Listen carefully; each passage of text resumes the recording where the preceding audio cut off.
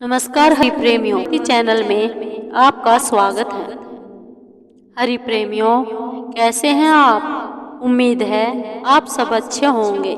आइए आज का प्रसंग शुरू करते हैं। बृहस्पति व्रत कथा या वीरवार व्रत कथा। हरि प्रेमियों, वीडियो को अंत तक जरूर देखना।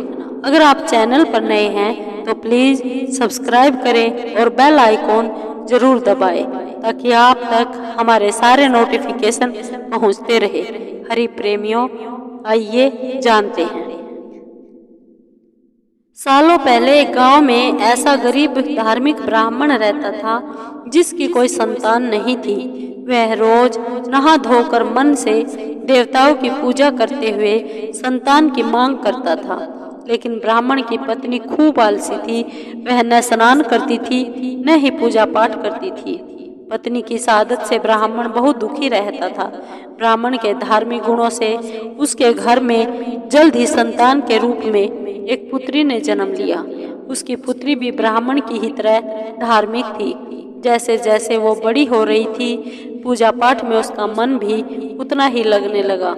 वह हर रोज सुबह उठती, स्नान करती, भगवान विष्णु का ध्यान व जप करती थी। इसी तरह वो बृहस्पतिवार का उपवास भी करने लगी। इससे ब्राह्मण के घर की गरीबी भी दूर होती थी। एक दिन पूजा पाठ करने के बाद वह पढ़ने के लिए स्कूल जाती थी। स्कूल जाते समय वह अपनी हाथों की मुट्ठियों में जौ भरकर स्कूल के रास्ते में गिराती थी। जब वह स्कूल से वापस घर के लिए आती तो गिराए गए जौ के दाने सोने में बदल जाते थे, जिन्हें उठाकर वह घर ले आती थी। एक दिन ब्राह्मण की बेटी सोने के जौ सूप में बांध साफ कर रही थी।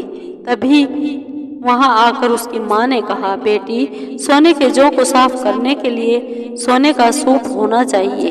ब्राह्मण की बेटी को माँ की बात एकदम सही लगी। उसके अगले बृहस्पतिवार को उपवास रखने के बाद उस लड़की ने बृहस्पति देव से सोने का सूप मांगा।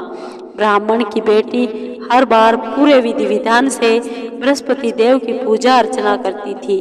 इससे प्रसन्न होकर भगवान उसकी सारी इच्छाएं पूरी भी कर देते थे। इसी तरह उन्होंने सोने के सूप वाली प्रार्थना को भी स्वीकार कर लिया। अगले दिन हर रोज की तरह ब्राह्मण की बेटी पूजा पाठ करके स्कूल गई और रास्ते में जौ के दाने बोते हुए गई। वापस आते समय जब वह जौ के दाने बीन रही थी तो उसे सोने का सूप भी मिल गया। सोने का सूप लेकर वह घर आई, जिसे उसने सोने के जौ साफ किए। एक दिन इसी तरह ब्राह्मण की बेटी घर के बाहर बैठकर सोने के जौ को सोने के सूप से साफ कर रही थी। तभी उसके घर के सामने से एक राजकुमार गुजर रहा था। राजकुमार ब्राह्मण की बेटी को देखते ही उस पर मोहित हो गया। जब वह अपने महल पहुंचा तो ब्राह्मण की बेटी के मोह में उसने खाना पीना त्याग दिया। जब राजा को यह पता चला तो उन्होंने राजकुमार से इसका कारण पूछा। राजकुमार ने अपने दिल का सारा हाल राजा को बताया। अगले ही दिन राजा अपने मंत्री के साथ ब्राह्मण के घर गया। ब्राह्मण के सामने उसकी बेटी के विवाह का और अपने राजकुमार से करवाने का प्रस्ताव रखा। राजा का प्रस्ताव सुनकर ब्राह्मण काफी खुश हो गया। उसने तुरंत ही विवाह करने के लिए हाँ कर दी। कुछ ही दिनों में राजकुमार और ब्राह्मण की बेटी की शादी हो गई। इधर ब्राह्मण की बेटी शादी के बाद अपने ससुराल चली गई। उधर ब्राह्मण फिर से गरीब होने लगा। उसके बुरे दिन दोबारा वापस आ गए। एक दिन ब्राह्मण अपनी बेटी से मिलने के लिए उसके ससुराल गया। पिता की हालत देखकर उसने बहुत सारा धन देकर ब्राह्मण को विदा किया। बेटी का दिया हुआ धन कुछ ही दिनों में खत्म हो गया और ब्राह्मण गरीबी की वजह से फिर से परेशान हो गया। ब्राह्मण फिर से अपनी बेटी से मिलने के लिए महल गया और उसने बेटी को सारी समस्याएं बताई। अपने गरीब ब्राह्मण पिता की बात सुनकर उसकी बेटी ने कहा, पिताजी, कल आप माँ को लेकर मेरे पास आए। मैं उन्हें बृहस्पति देव के उपवास और पूजन की विधि बताऊंगी। इसे करने से सारी समस्याएं दूर हो जाएंगी। ब्राह्मण ने ऐसा ही किया। अगले दिन वह अपनी पत्नी को लेकर महल में बेटी से मिलने के लिए गया।